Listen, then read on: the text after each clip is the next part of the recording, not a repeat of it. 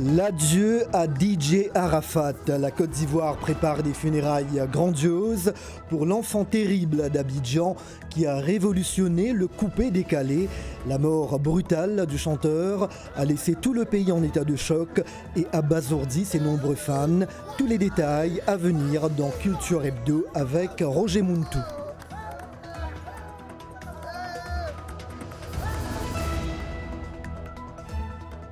On a l'art de mouvoir son corps à Durban. La ville sud-africaine abrite le festival Djamba qui met en valeur la danse sous toutes ses formes et de toutes les cultures du monde.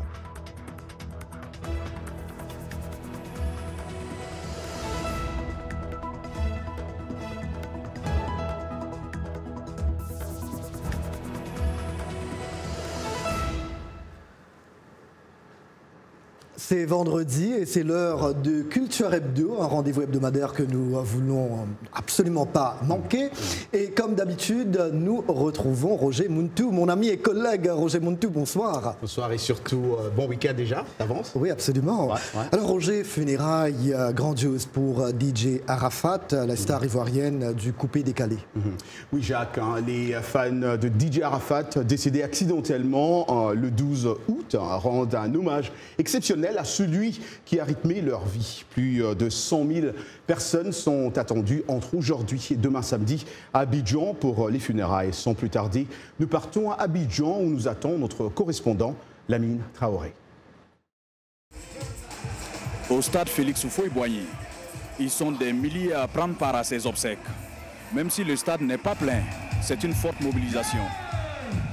Les fans de DJ Arafat, les Chinois sont dans la place. Le drapeau chinois aussi, des inconditionnels du musicien. Oui, aujourd'hui, les morts, mais c'est rien. On est toujours ensemble. Cette dame, Pauline Ouedraogo, a quitté le Burkina Faso pour se retrouver ici au stade Félix Houphouët-Boigny. Arafat, c'était son champion. Donc, je suis venu aujourd'hui pour lui rendre un dernier hommage. Vraiment, Arafat, il a été vraiment pour moi un artiste incontournable. Arafat nous a quittés aujourd'hui. Ça fait mal, c'est très dur. Mais nous devons tenir. Et je demande à la jeunesse, à cette jeunesse-là qui le suivait vraiment, que c'est un plan de Dieu. Donc, qu'ils acceptent cela. C'est la volonté de Dieu. Plusieurs musiciens vont se succéder sur ce podium pour rendre un dernier hommage à Arafat DJ. Des membres du gouvernement ivoirien avec en tête le ministre de la Défense Ahmed Bakayoko qui était bien proche du musicien prennent part à ces obsèques. Des stars de la musique tels Kofi Olomide, Fally Ipupa ou encore Davido sont à Abidjan pour rendre un dernier hommage au Daichi, le Yoruba national comme on l'appelle ici. Lamine Traoré pour VOA Afrique, Abidjan. Merci beaucoup Lamine Traoré pour ce reportage. Le décès de Daichi Khan, un autre nom de ses surnoms lié à un héros de BD, a suscité un émoi national. Dirigeants politiques, stars de football et artistes de renom se sont succédés pour saluer son talent. Et moi, je me rappellerai toujours de notre interview dans mon émission RM Show avant de quitter VO Afrique. Et après nos accolades, Daichi Khan, il me regarda droit dans les yeux et me dit « Merci grand frère de m'avoir invité ou d'avoir invité le Yoruba. Ne manque pas ce soir à mon concert. Paix à ton âme, Daichi Khan. » Et voilà, toute autre chose, on va se laisser bien sûr, je vous laisse avec ce reportage au Sénégal où Oumou et ses amis sont des inconditionnels de la série Maîtresse d'un homme marié. Étudiantes ou femmes actives, ces jeunes Sénégalaises ont suivi tous les épisodes de la première saison et les aventures des 5 héroïnes. Pour elles, ce sitcom est un reflet de la société sénégalaise et chacune s'est identifiée à l'un de personnages féminins. Un reportage bien sûr signé, nous allons suivre dans un instant.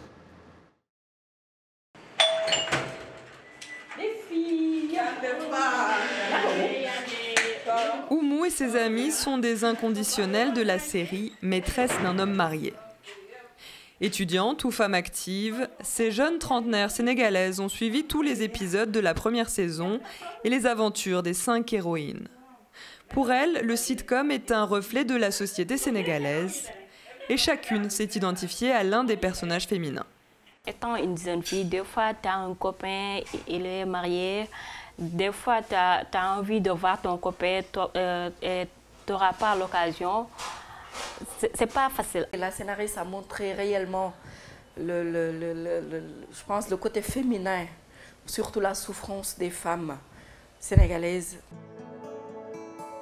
Polygamie, adultère, viol, la série aborde donc des thèmes jusque-là tabous à la télévision, au point qu'une ONG islamique a saisi le Conseil national de régulation de l'audiovisuel pour porter plainte.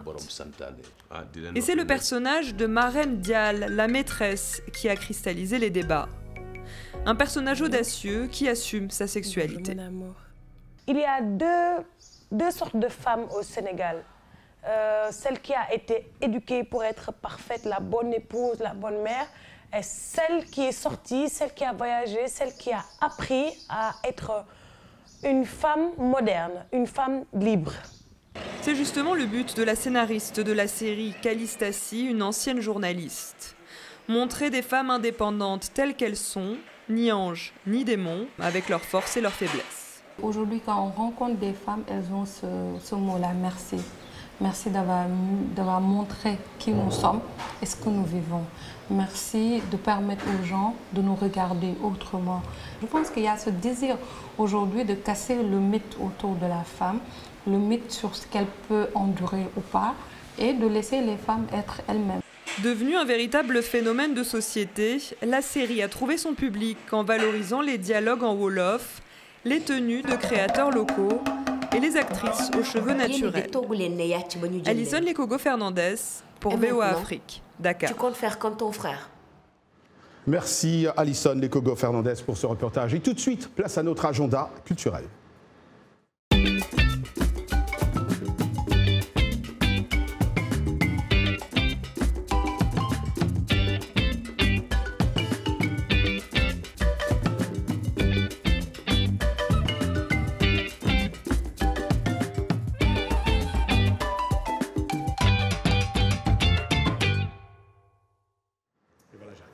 Merci bien Roger. Merci Jacques. On vous revoit la semaine prochaine. Sûrement.